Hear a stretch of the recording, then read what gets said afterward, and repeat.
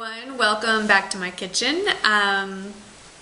It's not as cozy as filming in my family room, but I have to admit the lighting is a lot nicer. So I am way overdue for my book club review. I will get through that part quickly and get to the part I'm more excited about, which is what I've read recently that I've enjoyed and what I'm about to read. So here we go. The February book club selection was Remarkable Creatures by Tracy Chevalier. And don't worry about writing all this down. I'll put everything I talk about in the description box. But it was, what I didn't realize is that it was loosely based on a true story, real historical people.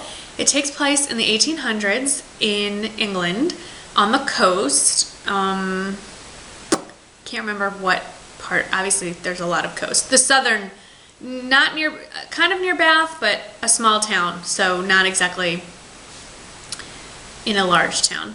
I'm mangling English geography. I apologize to all of you Brits, but I don't have the book. I returned it back to the library, so I can't remember exactly where, but I think the southern coast somewhere. And anyway, it's about two main characters. One is a woman of, I'd say, upper middle class background who has been sort of dumped there with her two sisters. They are all, to use the vernacular of those days, spinsters. None of them are married, and their parents have passed away, and their older brother sort of sets up house for them in this small town and just kind of leaves them there because that's what you did back then. So it talks about the, I think it's the middle sister. She is interested in fossils. Of course, that's not what they call them back then, but that's her thing. She likes to walk the beaches and go looking for old bones. And the other central character starts out as a young girl who is a local, a villager, who has a sort of knack for finding them. And you'll forgive me, I can't remember what they call them in the book. So, but anyway, the book follows those two, their lives and their discoveries. And so it covers so many themes. Of course, it's historical fiction, and it talks about women's history and their place in society in the 1800s and what life would have been like for somebody back then. You sort of I take for granted the choices that I have now. Not in a too distant past. There weren't a lot of options for women, so that was kind of an interesting side note.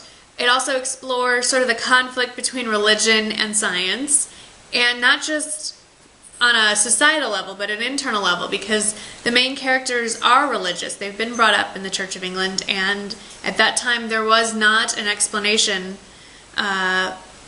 for fossils or dinosaurs that could be found in the Bible. And so the main characters' conflict between what they've been raised to believe and what they're exposed to and how they rectify those things made for very interesting discussion in my book club group. So I did not think I was going to like this book, but I really did. I really enjoyed it. I recommend it. I think it's an interesting read. It's definitely something different from what I would have picked on my own, and I'm glad to have read it. So we will leave it at that.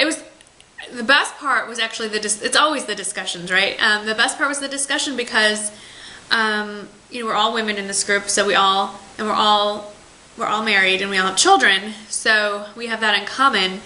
And none of us, I'm trying to think, none of us are currently working full-time.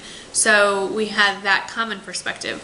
But we had a representative from every major Western religion, various branches of Christianity, Judaism, and a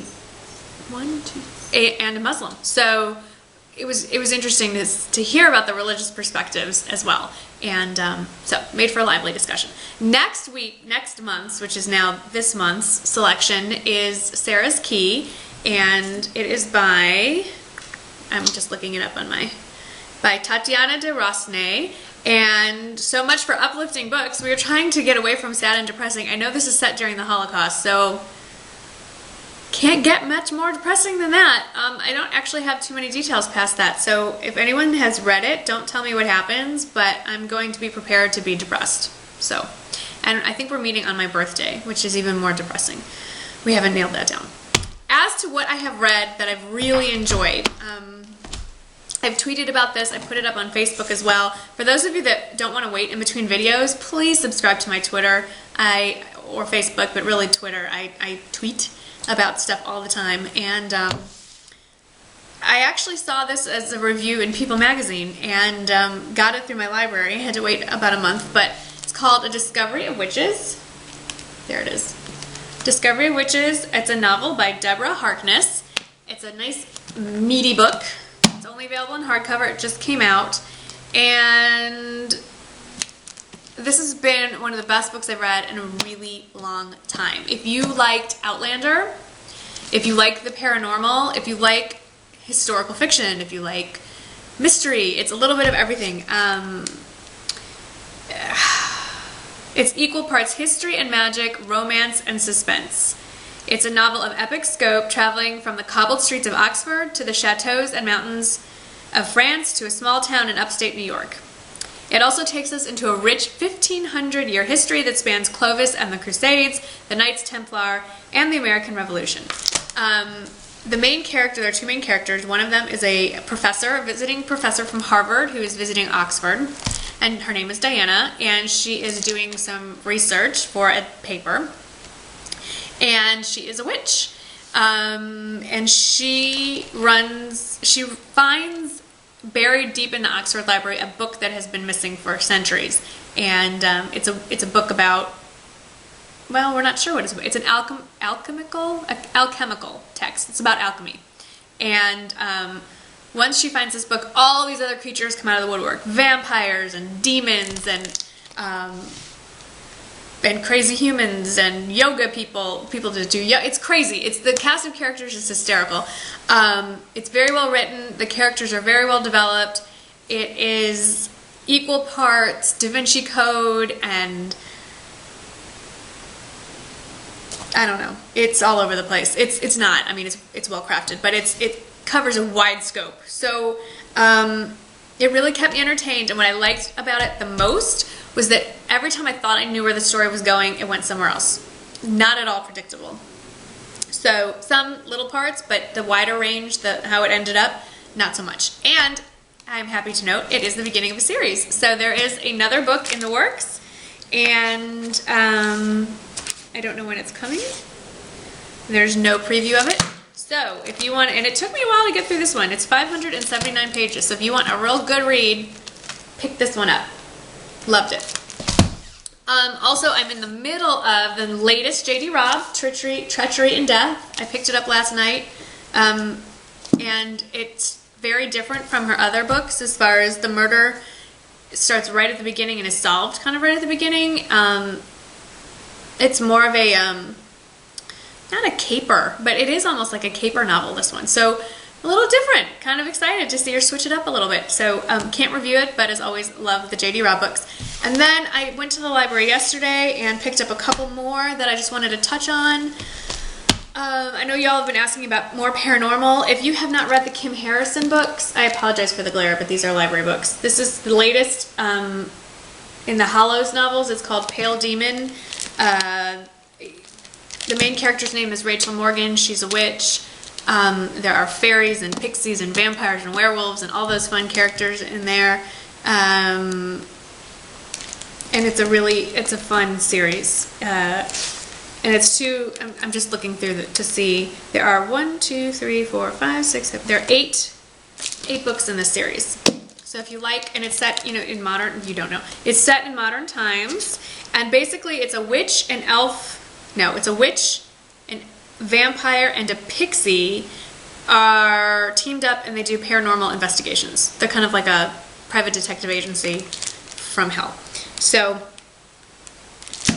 I love this series. But if you're not into paranormal, and not everybody is, another mystery series that I like is the Deborah Knott mystery series, and the author's name I'm going to mangle. Her first name is Margaret. Her last name is Maron, I want to say. And the latest one that came out in November is Christmas Morning, and I just got my hands on it.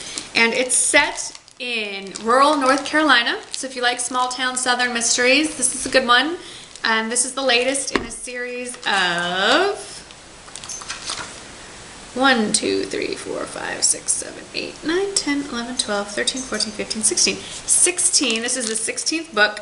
The main character is a judge, Deborah Knott, and I don't want to give too much away because this is deep into the series. There's been some changes since the beginning, but it's about her experience moving back home to where she grew up with, I think, like 14 brothers and sisters. I kid you not, a lot. There's a lot of knots.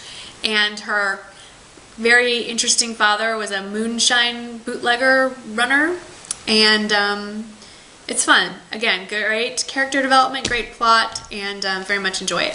So those are the books that I have read and will be reading this month, and as always, I look forward to hearing what you've been reading and what you recommend.